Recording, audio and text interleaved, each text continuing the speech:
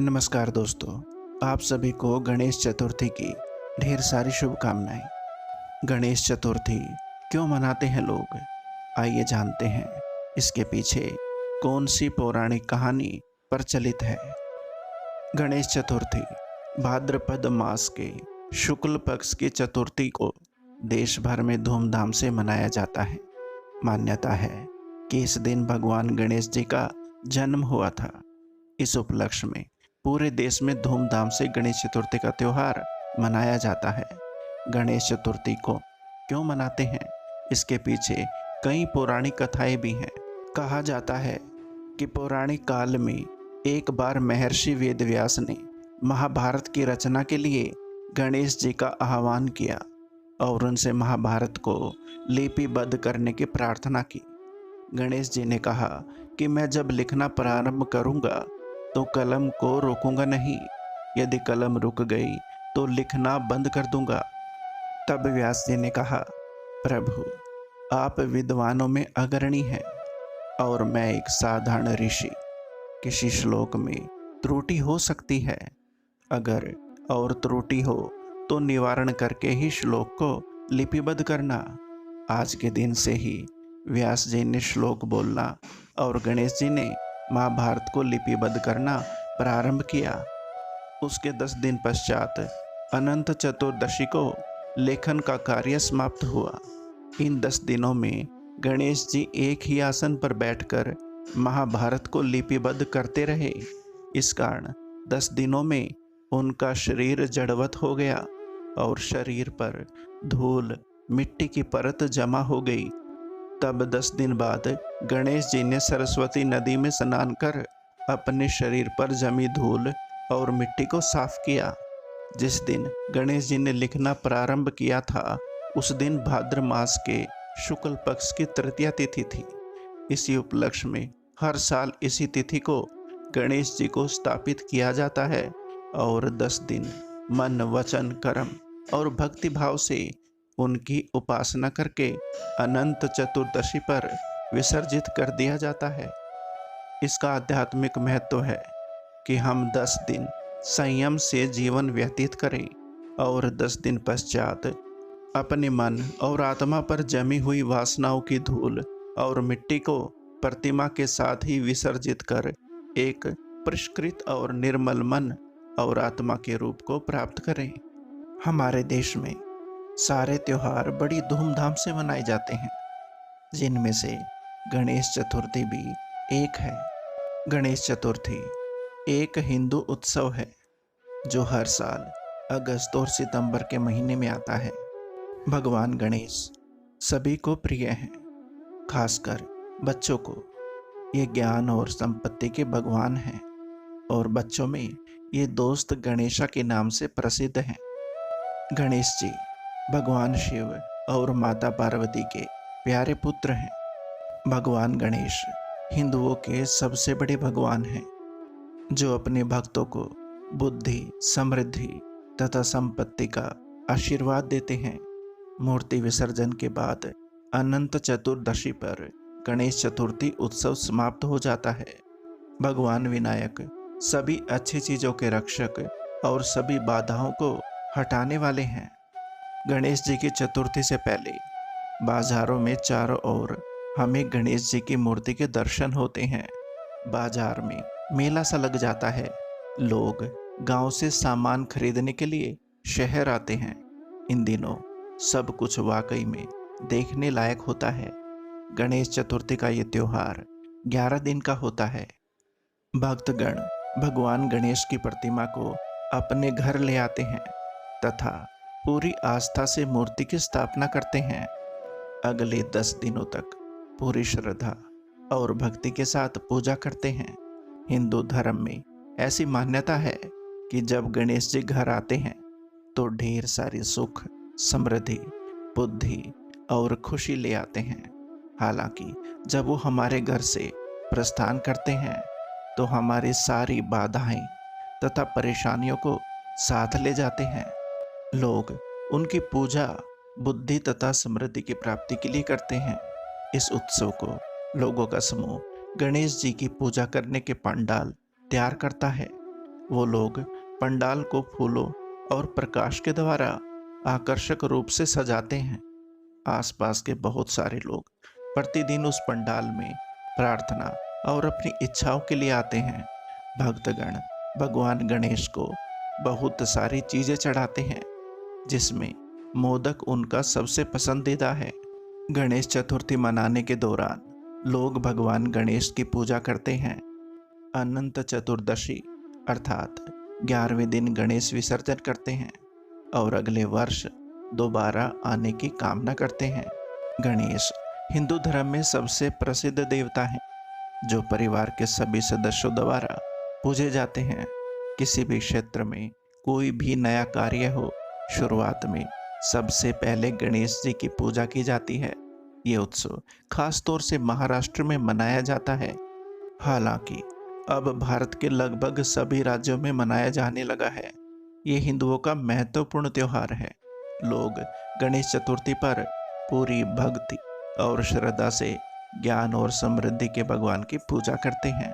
लोग ऐसा भरोसा करते हैं कि गणेश जी हर साल ढेर सारी खुशी और समृद्धि के साथ आते हैं और जाते वक्त सभी दुखों को हर कर ले जाते हैं। इस उत्सव पर गणेश जी को खुश करने के लिए भक्त विभिन्न प्रकार की तैयारियां करते हैं। उनके सम्मान और स्वागत के लिए गणेश जी के जन्म दिवस के रूप में इसे मनाया जाता है। हिंदू धर्म में गणेश की पूजा बहुत मायने रखती है। ऐसा माना जाता है कि जो कोई पूरी भक्ति और विश्वास के साथ उनकी पूजा करेगा, उसे वो खुशी, ज्ञान तथा लंबी आयु प्रदान करेंगे। गणेश चतुर्थी के दिन लोग सुबह ही जल्दी स्नान इत्यादि से निवृत्त होने के पश्चात नए कपड़े धारण करते हैं और भगवान गणेश की पूजा करते हैं। वो मंत्रोच्चारण, आरती गाकर, हिंदू धर्म के रीति रिवाज निभाकर, भक्ति गीत गाकर भगवान को बहुत कुछ चढ़ाते हैं और प्रार्थना करते हैं। इससे पहले ये त्योहार पहले कुछ परिवारों में ही मनाया जाता था, बाद में बड़े उत्सव के रूप में मनाया जाने लगा। हालांकि बाद में इसको बड़ा बनाने के लिए इसमें मूर्ति स्थापना और विसर्जन शामिल हो गया। साथ ही इससे दुखों से मुक्ति मिलने लगी। भगवान गणेश को कई नामों से जाना जाता है। इसमें से कुछ हैं: एकदंता, असीम, शक्तियों के भगवान, हेराम्बा, विघ्नहर्ता, लंबोदर, विनायक, भगवानों के भगवान, बुद्धि, समृद्धि तथा संपत्ति के भगवान।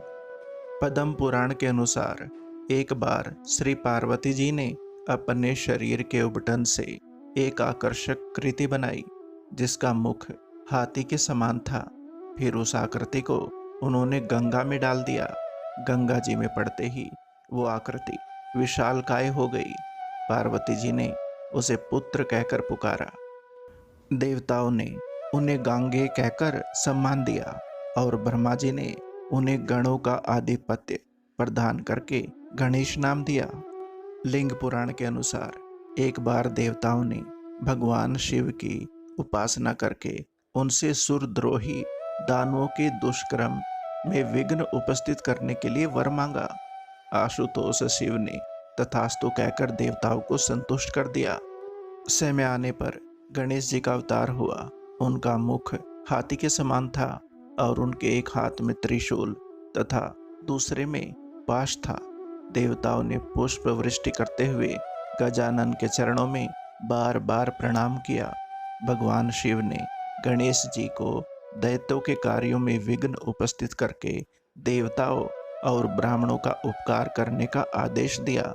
इसी तरह ब्रह्म वैवर्त पुराण, स्कंद पुराण तथा शिव पुराण में भी भगवान गणेश जी के अवतार की भिन्न भिन्न कथाएं मिलती हैं। प्रजापति विश्वकर्मा की रिद्धि सिद्धि नामक 2 कन्याएं गणेश जी की पत्नियां हैं।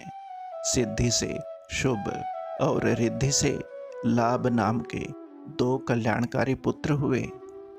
भगवान गणेश के संबंध में यूं तो कई कथाएं प्रचलित हैं, लेकिन उनके गजानन गणेश कहलाने और सर्वप्रथम पूज्य होने के संबंध में एक कथा ये भी प्रचलित है।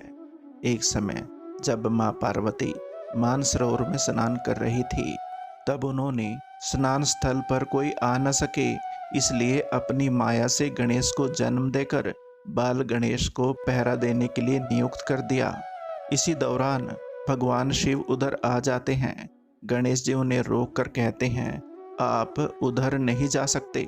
ये सुनकर भगवान शिव क्रोधित हो जाते हैं और गणेश जी को रास्ते से हटने के लिए कहते हैं, किंतु गणेश जी नहीं हटते और अड़े रहते हैं। तब दोनों में युद्ध हो जाता है। युद्ध के दौरान क्रोधित होकर शिव जी बाल गणेश जी का सर धड़ से अलग कर देते हैं।